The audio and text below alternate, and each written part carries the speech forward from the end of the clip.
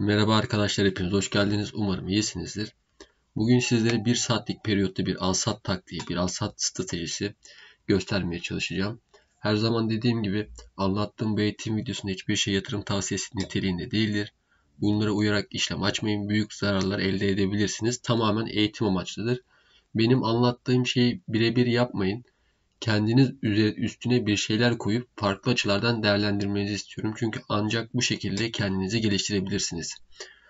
Şimdi arkadaşlar bugün sizlere 1 saatlik periyotta bir işlem göstereceğim. Ve burada nelere dikkat etmemiz gerekiyor? Ne yapmamız gerekiyor? Bunları anlatmaya çalışacağım. Öncelikle göstergeler kısmından indikatörün ismi çok uzun olduğu için ben kopyaladım indikatörün ismini. Zaten yukarıda PP sinyalin profilinden aldım. O da görünüyor. Bu göstergeler kısmına ben kopyalanmış halini göstereyim. Bunu yazdıktan sonra burada videoyu durdurursunuz. İsmini tam olarak alırsınız. Bunu yazdıktan sonra şu indikatörü bir kere tıklıyorsunuz. Ve bizim bunu teyit etme amaçlı kullanacağımız yanındaki indikatör ise stokastik olacak. Hemen size indikatör hakkında ufak bir bilgi vereyim. Arkadaşlar gördüğünüz gibi indikatör karşıma geliyor. Periyodum 1 saatlik bir periyot. Mum türüm normal mum grafikleri. Hiçbir şey değiştirmiyorum. 1 saatlik bir periyot olacak. Zaten karşımıza geliyor gördüğünüz gibi. 2 tane koşul var. Yeşil ve hardal sarısı renginde 2 renk var. Zaten yeşil rengin hani artık fiyatın yükseleceği anlamına geldiğini hepimiz birçok biliyoruz.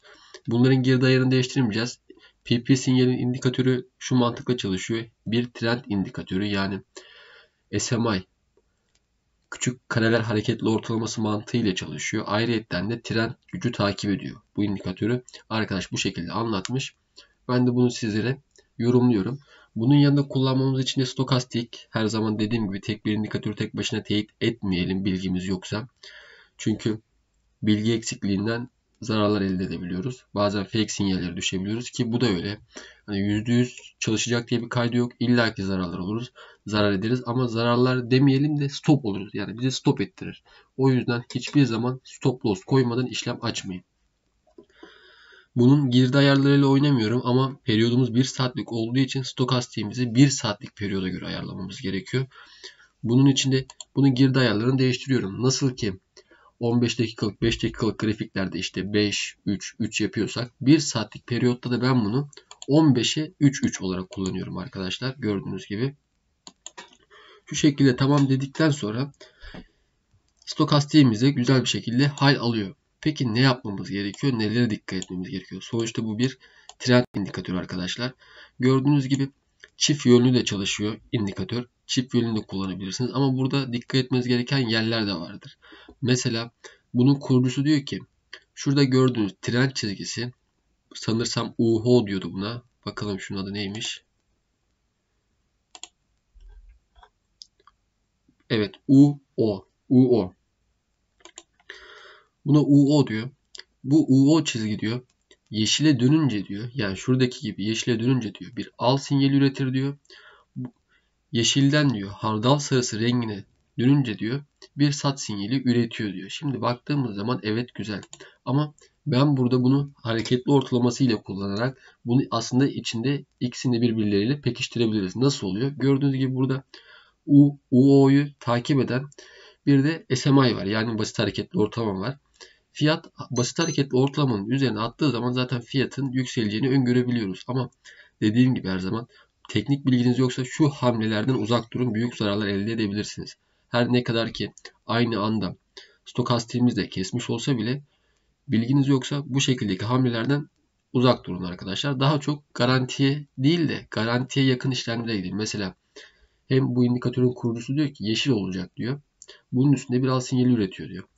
Hem yeşil olmasını bekleyin hem de basit hareketli ortalamanın üzerine attığı zamanları bekleyin fiyatlarda. Mesela örnek veriyorum. Burada çok güzel bir örneği var. Şimdi bunun şuradaki fiyat aralığını aldığımız zaman yani şurada işleme girdiğimizi varsayıyorum. Ve buraya kadar ortalama %1 tarzında bir yükseliş göstermiş. Şimdi burada şunu görmenizi istiyorum arkadaşlar. Aynı anda stokastikte kesişimde. Stokastik bir mum sonra tam daha rahat kesiyor. Burada kesişiyor. Bunu burada kullanabilirsiniz. Şimdi şurada da bir Üst dağıtma var gördüğünüz gibi. Ama kurucusunun dediği gibi arkadaki UO yeşile dönmemiş. Yani bunu bir fake sinyal olarak alabiliriz. Nasıl ki burada fiyat üzerine atıyor, yeşile dönüyor. Burada dönmüyor. Buradaki koşula uymuyoruz. Bu indikatörün mantığına göre. Şimdi baktığımız zaman yine aynı mum. Burada da bir pump tarzı bir mum gelmiş. %4,5 yükseliş yapmış. Yine yeşile dönmüyor. Burada da dönmüyor. Burada dönüyor. Kırmızı mum bırakıyor. Burada döndüğünü varsayalım. Bu mumun kapanışını bekliyoruz ki hiçbir zaman unutmayın. Her zaman mum kapanışlarıyla işleme giriyoruz arkadaşlar. Burada yeşile dönüyor.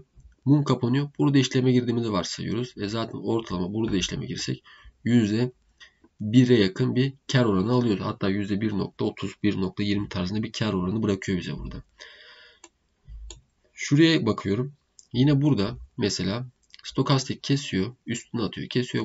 Bu mumda artık bizim al koşullarımız oluşuyor. Yani baktığımız zaman %1,33 burası hemen hemen %1,5 şeklinde bir kar bırakıyor. Peki nerede stop olabiliriz? Yine iki ihtimalimiz var. Zaten stokastik bölgemiz o sırada 80 bölgesinde. Bakın şurada bölgesi yazar kaç bölgesinde olduğunu. 81,47 yazıyor. Stokastiğin aslında sat bölgesidir. Ne deriz? 40 üstünde olduğu sürece 80'in altında olduğu sürece problem yoktur. 80'in üstüne çıktığı zaman artık fiyatın şiştiğini bize stokastik söylüyor. Şimdi baktığımız zaman arkadaşlar burada hem stokastiğe uyup satabiliriz hem de hareketli ortalamaya fiyat değdiği zaman satabiliriz. Artık değer biz satımı gerçekleştirebiliriz. Şimdi biraz daha geriye doğru gidelim. Şurada var mesela. Burada da bir al koşulu oluşturuyor bize fiyat. Burada üzerine atıyor. Arkasından hemen hemen %1,70, 1,80 tarzında bir kar bırakıyor. Burada bize sattırıyor. Şurada mum kapanışını beklersek şöyle yaptığımızı varsayalım. Mesela buradan aldık. Bu mum kapanışında sattık. %0,50 yapıyor. Ama ben bunu hiçbir zaman tavsiye etmiyorum. Çünkü bunlar trendin döndüğünü beklediği için hareketli ortalama size bazen çok iyi yerden karlı bir şekilde aldırır. Ama fiyat döndüğünde sata gelene kadar elinizdeki karı eritebilirsiniz. O yüzden genelde bir mum sonraki 1 saatlik bir periyot bir mum idealdir. Yani şurada 0,80 kar alıp çıkmak daha mantıklı. Veya da ana paranızı çekip kar ile devam ederek arkasındaki aksiyonu kendiniz alabilirsiniz. Ama önceliğiniz kar al olsun. Kar al mantığınız ve stop loss koyma mantığınızın %100 olması gerekiyor. Yoksa kar alayım derken elinizdeki ana paranızdan olursunuz arkadaşlar. Yine baktığımız zaman burada da çok güzel bir şekilde tepkilerden iyi karlar veriyor. Arkasına baktığımız zaman yine stokastikle kesiyor. Arkasından çok iyi karlar veriyor arkadaşlar. Şimdi buradaki riski az önce de dedim. Mesela burada fiyat yeşile dönüyor ama buradaki UO dediği kısım hardal sarısı hala bir al koşulu oluşturmuyor. Ama o sırada bizim stokastiğimiz bakın bir al koşulu oluşturuyor. Zaten az önce de burada da baktığımızda arkadaşlar neredeydi orası? Bu mumda da mesela stokastik bir al koşulu oluşturuyor. Arkasından bunu ya veriyor. Yine bir al koşulu oluşturmuyor. Burada bize bir al koşulu oluşturuyor. Hani eğer risk alırsak ve biraz da teknik bilgimiz varsa aslında biz alttan kesişimlerde de işleme girebiliriz. Bunu da gözümüzün önünde canlandıralım. Tabii ki de her zaman dikkatli olmamız gerekiyor. Mesela şurada çok güzel bir trend başlangıcı yapmış. Bir trend başlatmış. Şurada mükemmel şekilde bir kar vermiş gördüğünüz gibi. Buradan bir al koşulu oluşturuyor bakın. Yine bunların ikisinin altında stokastik burada bir al koşulu yapıyor. Bu sefer tam kesiyor ve buradaki PP sinyal indikatörünün osilatörünü de üzerine atıyor ve buradan muazzam bir şekilde bir trend başlatıyor. Yine aynı şekilde scalping tarzında işleme girip bir mum sonra çıkarak verdiği karı alıp da çıkabiliriz 1 saatlik işlemlerde arkadaşlar. Önemli olan burada sizin risk analiziniz. Yani neyi neyle teyit etmeniz gerektiğini iyi bilmeniz gerekiyor. Umarım anlattıklarımı anlıyorsunuz arkadaşlar. Dediğim gibi burada anlattığım hiçbir şey yatırım tavsiyesi niteliğinde değildir. Bunları tamamen bir eğitim olarak görün. Ben burada stokastik kullanırım. Sen farklı bir şey kullanırsın. Veya sen girersin bunun girdi ayarlarını. Kendin girdi ayarlarını kendine göre değiştirirsin. Belki de sen 15-3-3 tarzında kullanmazsın. Farklı bir şekilde kullanırsın. Sadece kurallara uyun. Sabır, irade olmadan zaten bu işi yapamazsınız. İradeniz ve sabrınızın kesinlikle olması gerekiyor. Beni dinlediğiniz için teşekkür ederim. Bir sonraki eğitim videosunda görüşmek üzere. Hoşça kalın diliyorum. Bol kazançlar.